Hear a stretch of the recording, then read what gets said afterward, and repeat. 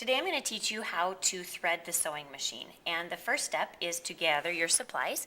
So you will need a bobbin that already has the thread on it. You will need a spool of thread, either a large spool of thread, you'll need a wooden holder, or a small spool of thread will go on the top of your machine. Either way, it's the same process. So the first step to threading your machine is to take your bobbin and insert it into the bobbin case, which is this black thing on the bottom of your machine. You want to make sure that your bobbin is turning counterclockwise, that is against the clock.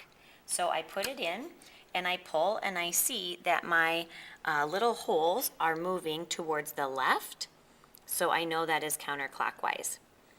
Then there is a tiny crack or cut mark on the silver metal of the bobbin case, so I insert my thread. One finger holds the bobbin, the other one gently puts the thread in and pulls it to the back of the machine, kind of like you're going to floss someone's teeth. You're kind of shoving it in the groove. And I give a little pull and I can feel now that I have some tension. So my bobbin is placed correctly. Then I need to move to my spool of thread. And with my spool of thread, I need to bring it up to the top loop, so I'm not going to have any type of tangling. And then we practiced this in class the other day. You go around the bobbin winder. It's smooth. It's going to help so that things are not tangled. So I'm going around the bobbin winder and down the groove that's located directly in front of the bobbin winder.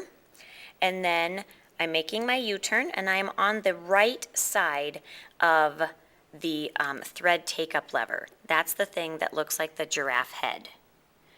I'm going around his ear and I'm going to gently tug the thread into his eyeball. And so when I'm looking here at the machine, I can see that it appears that the thread is in his eyeball. Then the thread comes straight down, around the hook, and now if I let go of my thread, everything should be hanging nice and straight and smooth, and I'm ready to thread my needle. So I like to lick my fingers to get the thread slightly damp, and then I just thread the needle frontwards to backwards. So I'm pushing it this way and would grab it. Now let's see if my thread is sharp enough. If there's any little frayed edges or anything like that, which I do have on mine, then you'll need to get a pair of scissors and cut a fresh one, a fresh cut, and then try it. But I got it here.